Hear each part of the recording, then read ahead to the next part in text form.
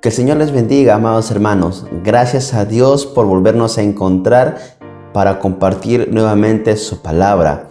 Y le invito, por favor, en el lugar donde se encuentra, me pueda acompañar a orar juntos a nuestro Dios para comenzar con este estudio el día de hoy.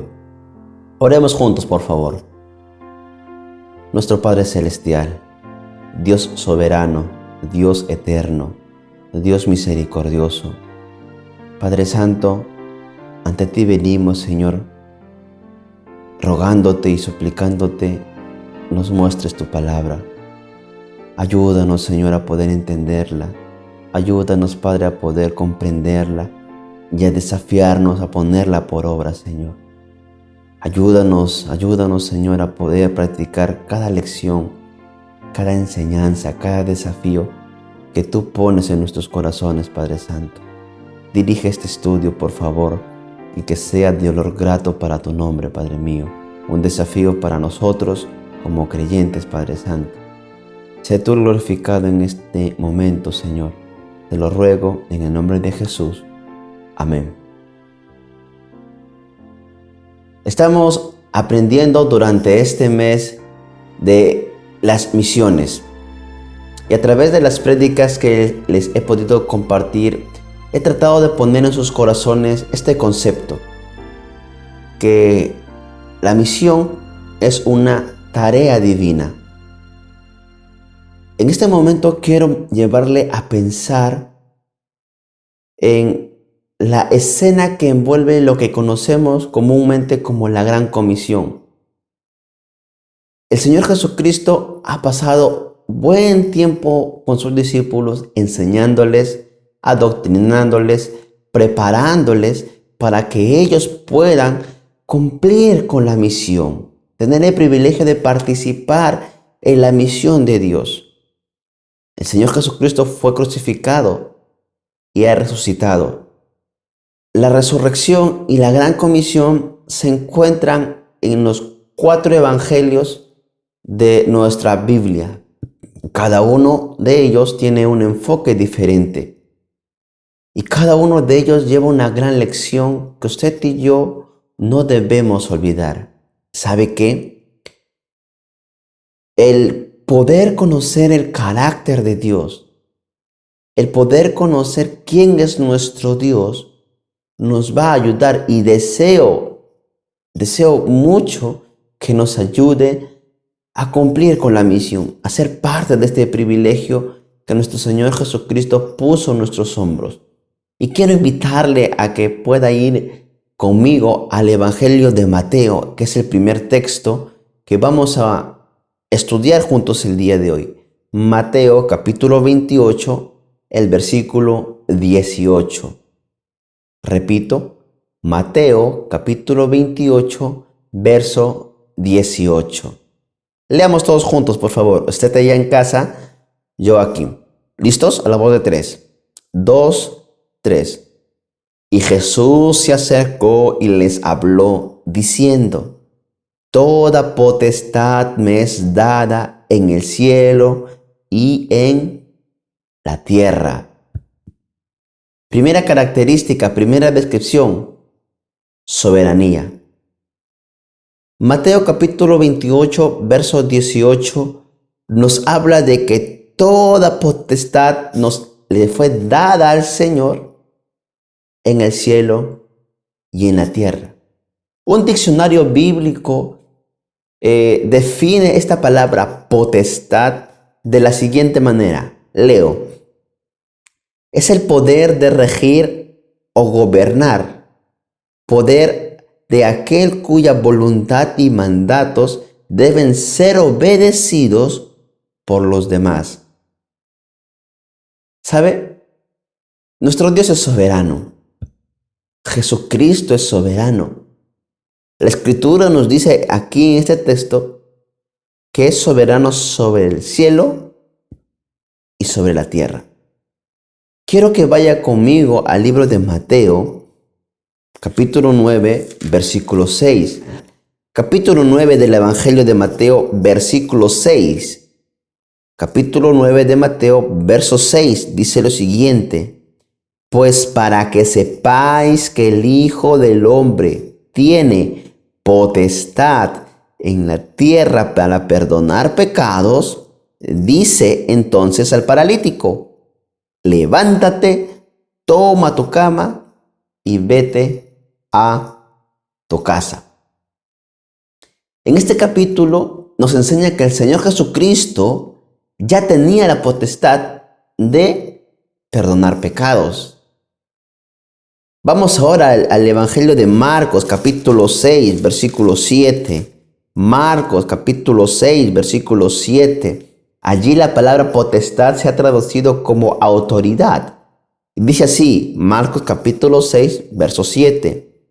Después llamó a los 12 y comenzó a enviarlos de dos en dos y les dio autoridad sobre los espíritus inmundos.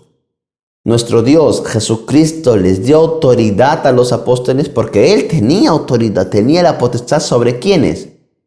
Sobre los seres inmundos. Vamos armando el cuadro. Antes de la resurrección, el Señor Jesucristo tenía autoridad para perdonar pecados, tenía autoridad sobre los espíritus inmundos. Y vaya conmigo a Juan capítulo 17, verso 2.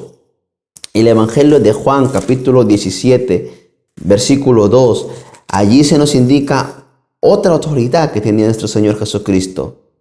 Versículo 2 dice de la siguiente manera: como le has dado potestad sobre toda carne para que dé vida eterna a todos los que le diste. Nuestro Señor Jesucristo también dice el Escritura en el capítulo 17 de Juan que tiene potestad para dar vida eterna. Y la Escritura nos dice claramente que tiene potestad sobre la tierra a través de sus milagros, cómo calmó la tempestad, cómo anduvo sobre el mar, cómo multiplicó los peces y los panes. Nuestro Dios tuvo autoridad para sanar a los enfermos y más exactamente para perdonar los pecados, para dar vida eterna, potestad sobre los espíritus inmundos. Entonces, ¿por qué diría esto?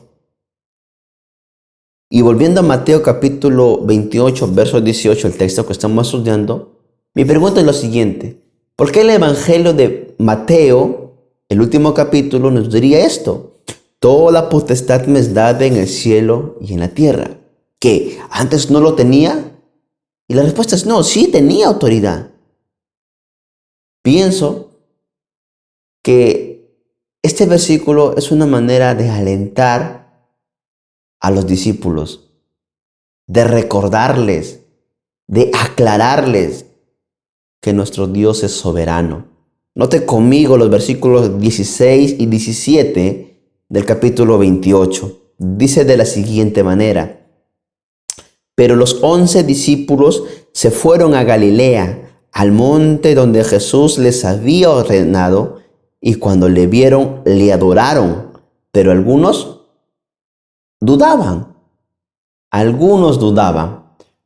Algunos cuando lo vieron, wow, hay que adorarle. Pero otros dudaban. Pregunta: ¿de qué dudaban? ¿De qué dudaban? Y traigo a su mente un dato quizás que usted conoce. ¿Usted se acuerda de Tomás? ¿Cómo lo conocemos? Tomás fue aquel que dudó de la resurrección. Siendo uno de los 12, dudó de la resurrección. Y dijo: si yo no metiere mi dedo en sus llagas, tocare su costado, yo no creeré. Algunos dudaban.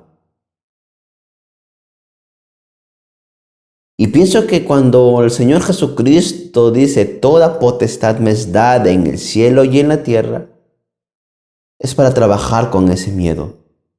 Es para poder convencerles de algo que ellos habían quizás olvidado: el tema de la resurrección.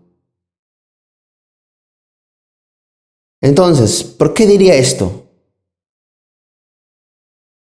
Para poder afianzar en la mente de sus discípulos, de aquellos que iban a hacer la obra, de que Jesús, nuestro Cristo crucificado y resucitado, quien tuvo potestad para perdonar pecados en vida, para dar vida eterna cuando Él estaba aquí y para poder someter y hacer cosas sobre los espíritus inmundos, Él tenía toda potestad.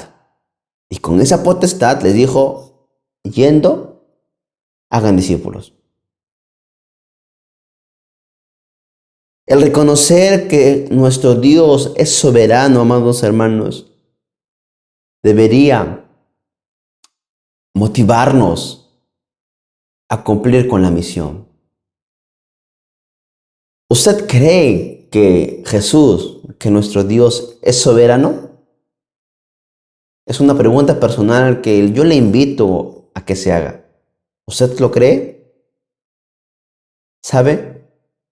Una manera de poder ver o evidenciar que usted y yo creemos en la soberanía de Dios es cumplir con la gran comisión.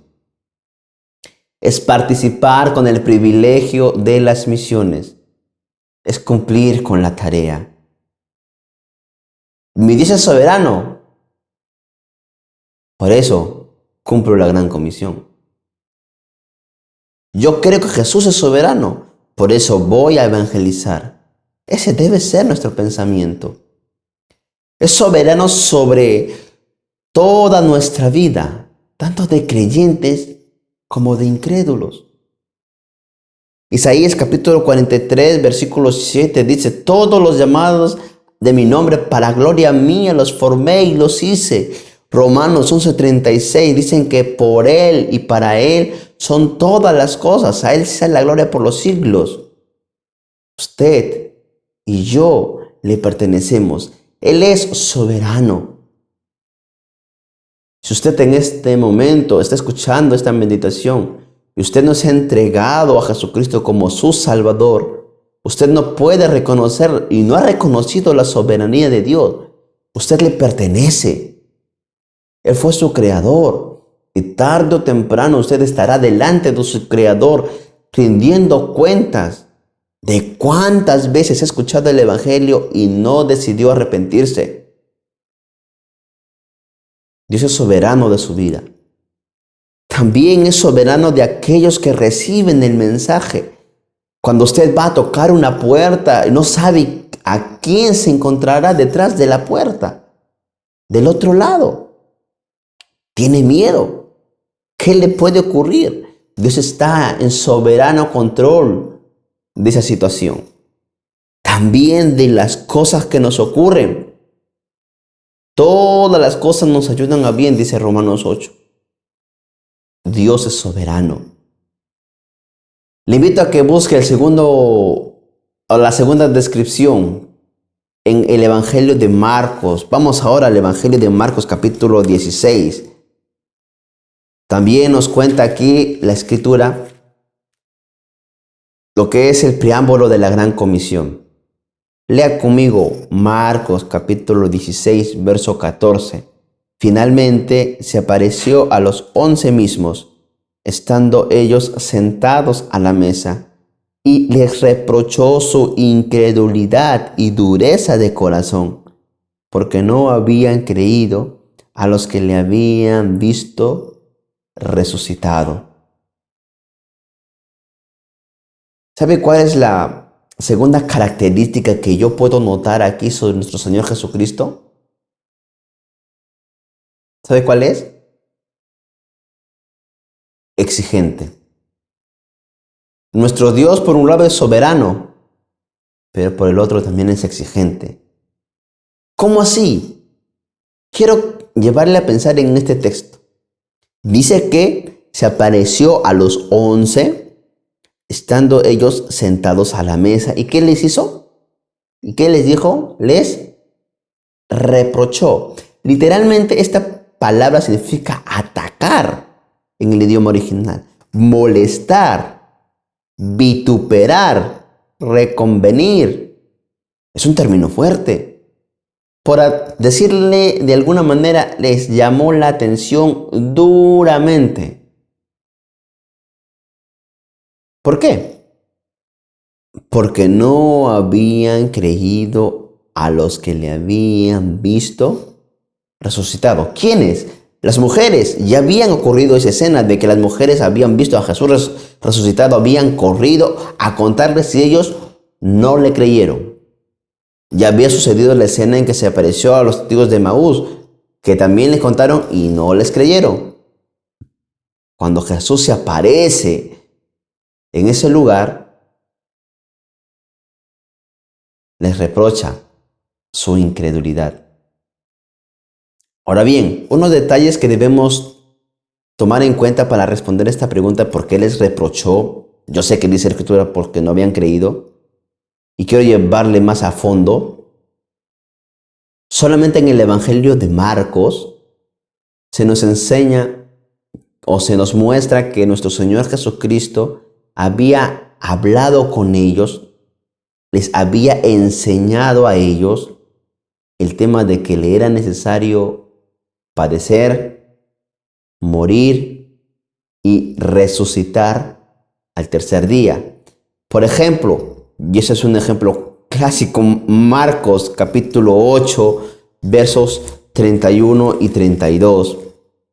Vaya conmigo, por favor, a Marcos capítulo 8, versos 31 y 32. Dice así: y comenzó a enseñarles que le era necesario al Hijo del Hombre padecer mucho y ser desechado por los ancianos, por los principales sacerdotes y por los escribas, y ser muerto y resucitar después de 3 días. Nota el verso 32. Esto les decía claramente. Entonces Pedro le tomó aparte y comenzó a reconvenirle: Señor, ¿cómo puede ser posible que tú hables de esta manera? ¿Cómo puede ser posible que tú hables así? No, no puede ser eso posible. Note conmigo, capítulo 9 ahora, un capítulo más adelante, también en los versículos 31 y 32. Porque enseñaba a sus discípulos y les decía: el Hijo del Hombre será entregado en manos de hombres y le matarán, pero después de muerto resucitará al tercer día. Pero ellos no entendían esta palabra y tenían miedo de preguntarle. Ellos habían escuchado, pero habían dicho: wow, ¿y esto cómo puede ser posible? El Señor Jesucristo también en el capítulo 10 del Evangelio de Marcos nuevamente les vuelve a repetir versículos 33 y 34. Dice así: he aquí subimos a Jerusalén y el Hijo del Hombre será entregado a los principales sacerdotes y a los escribas y le condenarán a muerte y le entregarán a los gentiles y le escarnecerán, le azotarán y escupirán en él y le matarán, mas al tercer día resucitará. ¿Por qué les reprochó? Volviendo al texto de Marcos 16. ¿Por qué les reprochó? Piensa un momento conmigo, por favor. La Escritura dice en Marcos 16 que les reprochó por no haber creído. ¿A quiénes? A los testigos que le habían visto resucitado. Y ojito con esto, pienso yo. El no poder creer a aquellos que le vieron resucitado, para mí, yo lo entiendo, es como no creer en la enseñanza de Cristo. Jesús les dijo: voy a resucitar, voy a resucitar, voy a resucitar. Y lo que esos testigos, quienes fueron a contarles a los apóstoles que le vieron resucitado, hicieron simplemente era afirmar que lo que el Señor Jesucristo les había dicho era verdad. Él había resucitado. Y es por eso el reproche. ¿Sabe? Tenemos un Dios que es exigente. Él exige que creamos en su palabra. Los apóstoles fueron instruidos en el tema de la resurrección, pero aún así no creyeron y tuvieron dureza en su corazón. Hermanos, Dios exige que creamos en su palabra si queremos hacer la gran comisión.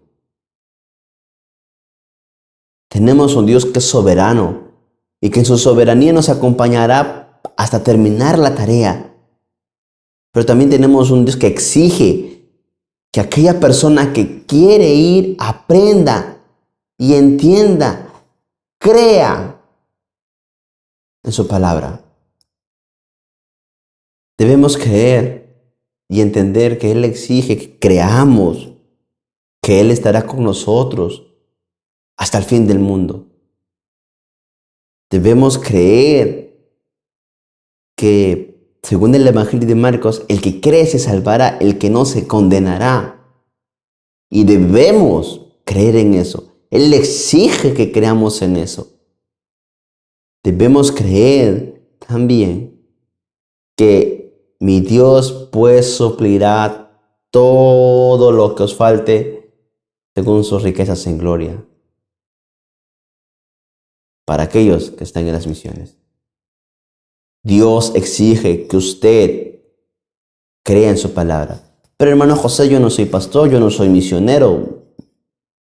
Sí, pero es creyente. Usted debe creer a su Señor. Usted debe creer en su Salvador, porque Dios lo exige así. ¿Cómo puede ser posible que haga y no crea?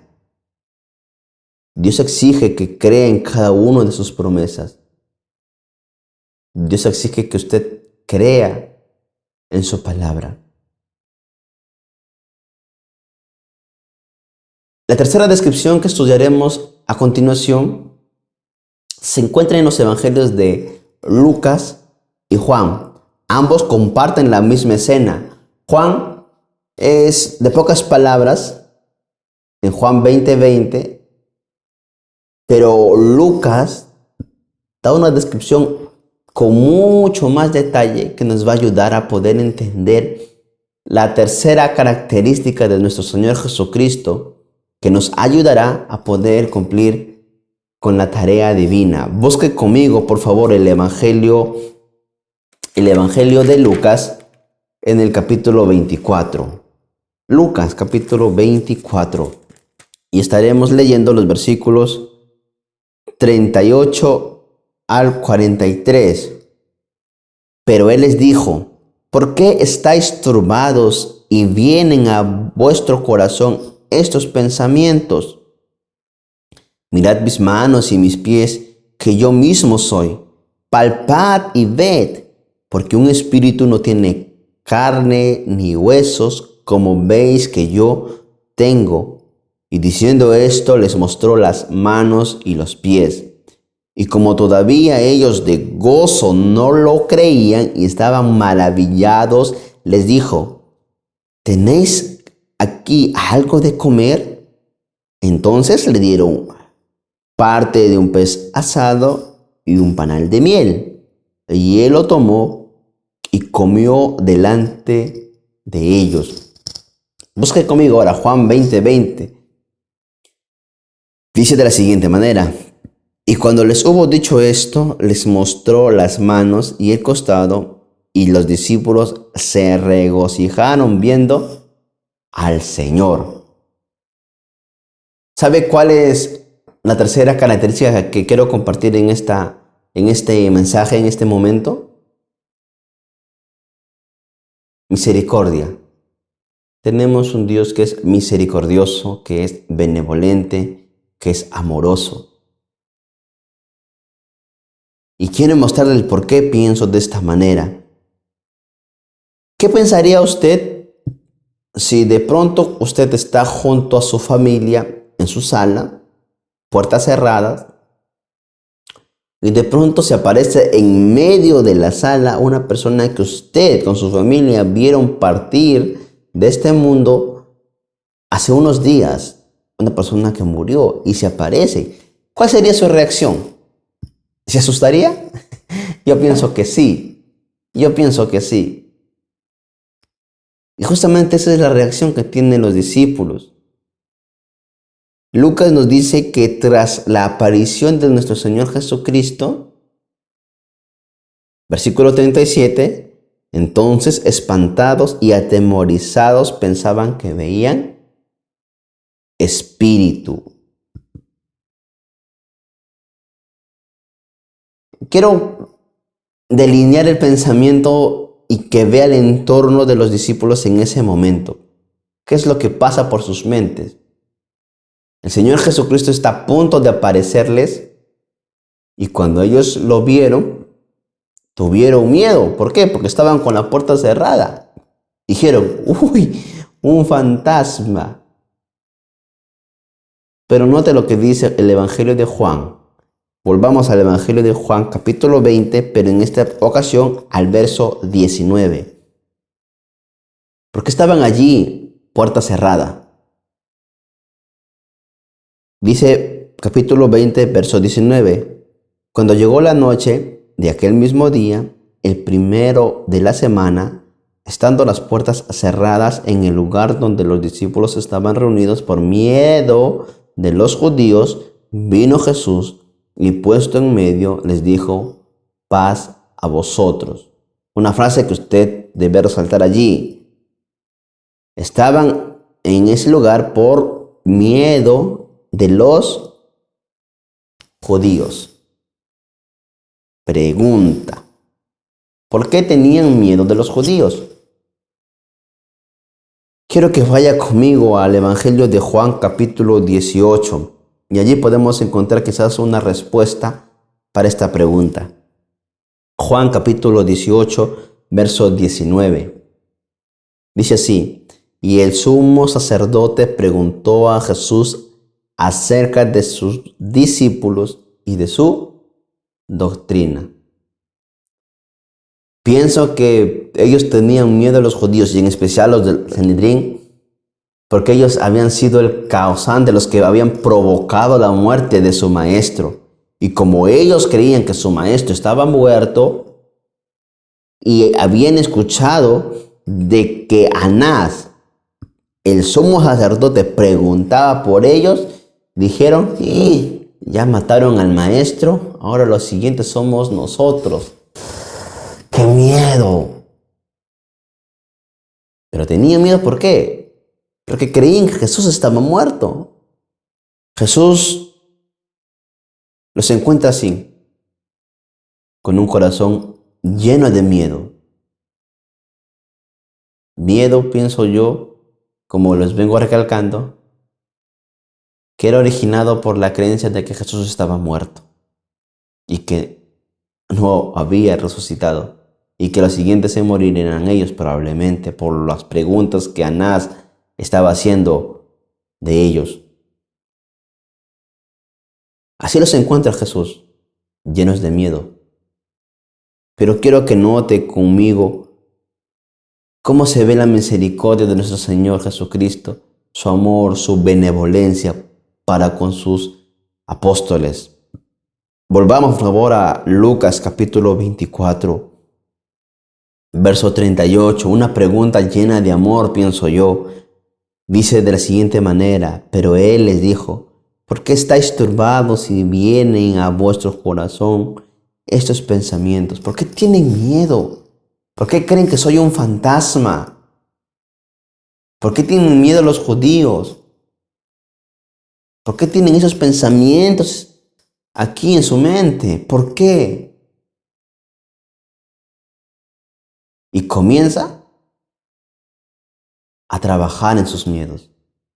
Jesús va a uno por uno disipar, disolver, borrar, convencer a sus discípulos de que Él no estaba muerto, de que Él había resucitado y que no había nada que temer.